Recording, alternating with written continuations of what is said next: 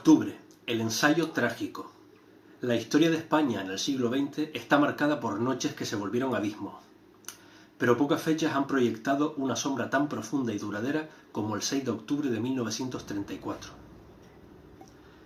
Cataluña repitió sus escenarios, sus proclamas, sus rostros y sus gestos, pero esta vez el telón se alzaba sobre un escenario distinto.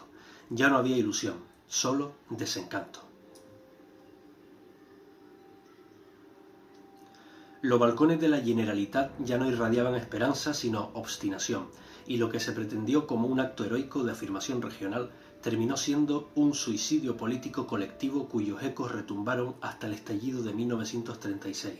La apatía, el miedo y la neutralidad cómplice de muchos catalanes durante la guerra civil quizás tengan aquí su raíz más amarga, el fracaso moral y político del 6 de octubre.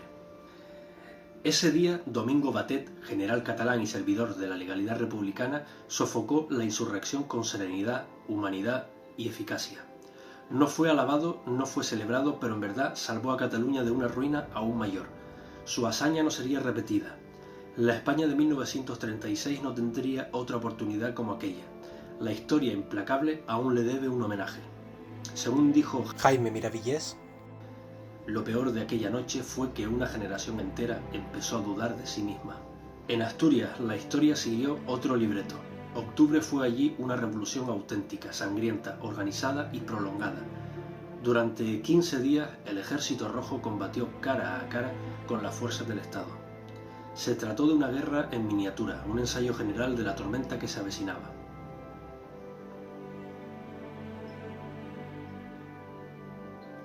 Desde Madrid, un joven general desde África observaba y dirigía. Francisco Franco, recién ascendido, fue llamado como asesor por el ministro de la Guerra. Su talento organizativo, su dominio logístico, su frialdad estratégica y su predilección por tropas disciplinadas marcaron la diferencia. Salió de Asturias con un prestigio renovado y con un futuro que pocos imaginaban. A su diestra, hombres como López Ochoa, Aranda y Yagüe condujeron la represión de la revuelta con disciplina, pero no sin fricciones. El ejército, aún unido, aún leal a la legalidad republicana, logró una victoria decisiva. Frente a un Estado fuerte y una cadena de mando coherente, la revolución fue condenada al fracaso. La propaganda antimilitarista no prendió.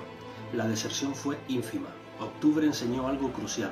Sin fractura militar no había revolución posible en España. Pero también quedó claro que el ejército ya contenía una grieta profunda. Dos almas pugnaban en su interior. Una fracción izquierdista, frustrada por la traición de sus propios compañeros de armas, y una derecha que empezaba a ver el socialismo no como rival político, sino como enemigo existencial. Esa fractura, aún larvada, estallaría 2 años después. El socialismo fue el motor indiscutible de la revolución asturiana. Ni los comunistas, marginales aún, ni los anarquistas, desobedientes de su propia estructura, tuvieron el peso decisivo. Fue una rebelión socialista en toda regla, con su grandeza, pero sobre todo con su fracaso absoluto. Quedaron en evidencia su imprudencia doctrinaria, su ceguera táctica y su incapacidad para comprender el país que pretendían transformar.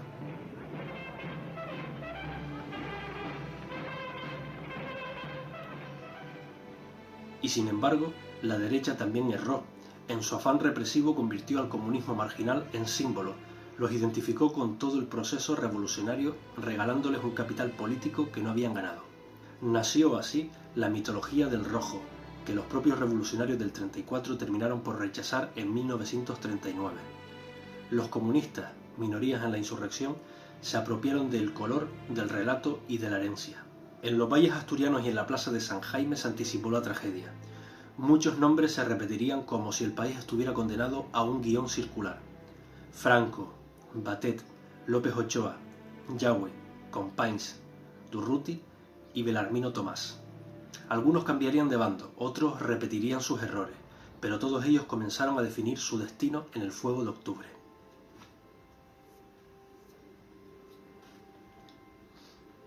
Un oscuro testigo republicano oculto tras el seudónimo Un testigo imparcial dejó escrito en 1934 lo siguiente: después de octubre, hablar de guerra civil en España ya era algo natural. Tenía razón.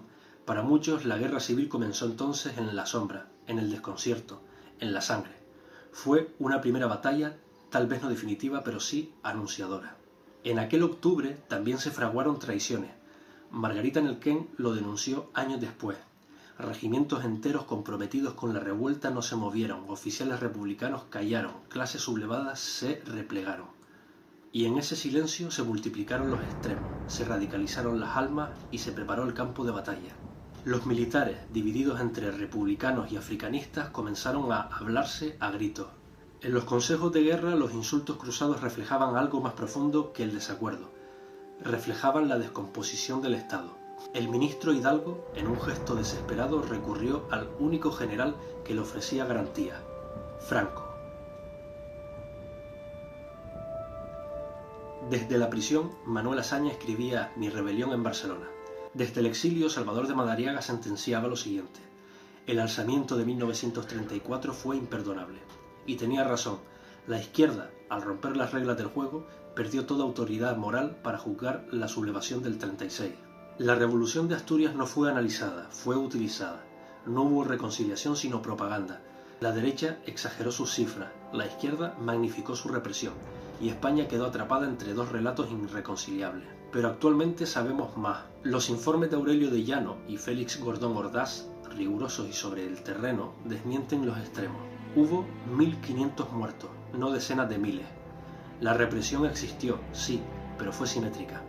Hubo tortura, errores y crímenes, pero no fue el apocalipsis ni la carnicería que algunos contaron. Fue una tragedia política, militar y moral, y fue sobre todo el primer acto de un drama mayor. Si te ha gustado mi vídeo, por favor compártelo, dale a like y fomenta un debate sano. ¡Arriba España!